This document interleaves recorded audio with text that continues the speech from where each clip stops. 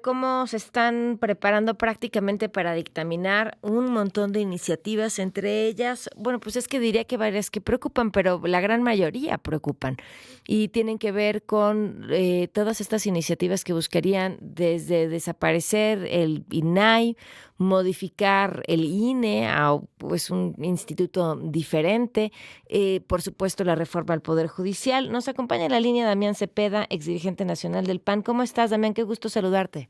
Hola, muy buenas tardes. Me da mucho gusto en saludarte a ti y a todos los que nos escuchan. Oye, pues sin freno alguno, ¿no? Sí, la verdad es que preocupante. Digamos que, déjame ponerlo de esta manera, creo que el grado de alerta se incrementó, pero hasta el cielo, ¿no? Con esta información que se da a conocer. ¿Qué fue lo que sucedió?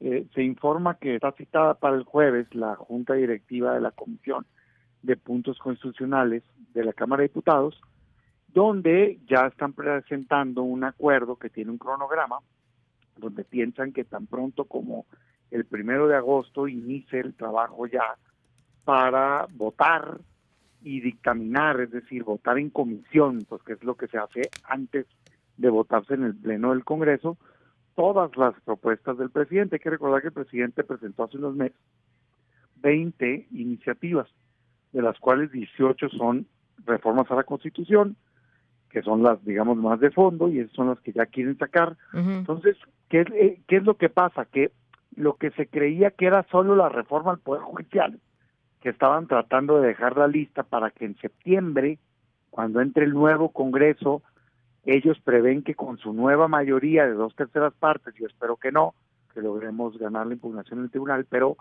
pues que esperan ellos votar en septiembre, antes de que se vaya el presidente, la reforma al Poder Judicial. Bueno, pues ahorita le acaban de sumar todas las demás, que en teoría estaban fuera, pues no se había dicho nada de ello.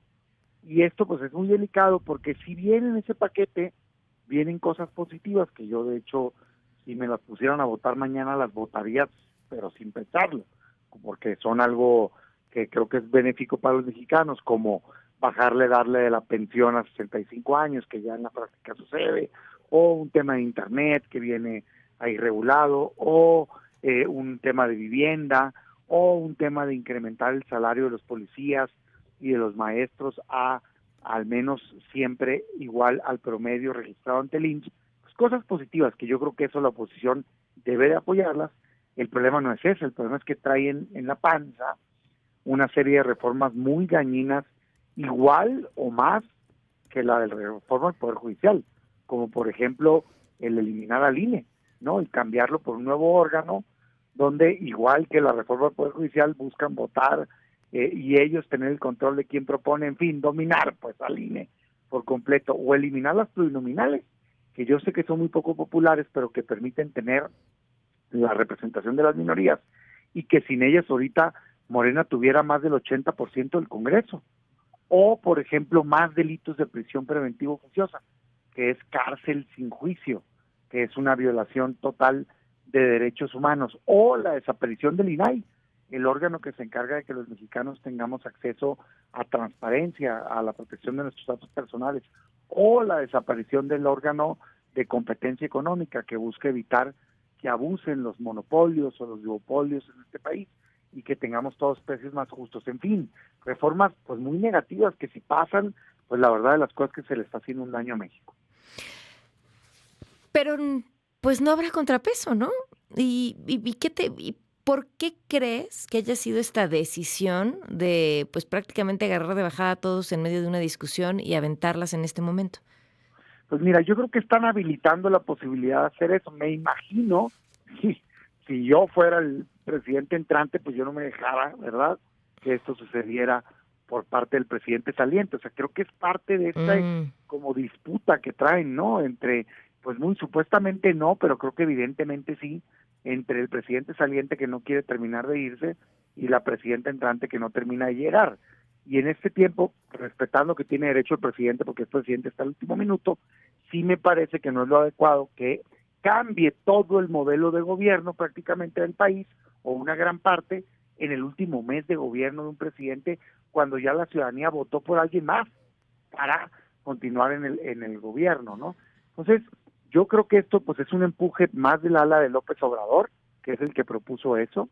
Si la presidenta lo avala, pues la verdad es que qué desgracia que deje que le marquen toda la agenda prácticamente, porque estás hablando de todos los temas, o sea, porque viene todo, pues, ¿no? Ahí metido en las iniciativas. Y te repito, hay temas positivos, como salud universal, como, en fin, pensión a 65 años, como temas de vivienda, otros debatibles, como un tema del agua, que creo que puede fortalecerse, o como un tema de minería, que creo que tiene que hacerse algunos cambios, pero también sería positivo, y temas muy, muy negativos. Entonces, parte de esta agenda, pues, de destrucción de instituciones y de control absoluto del partido en el gobierno.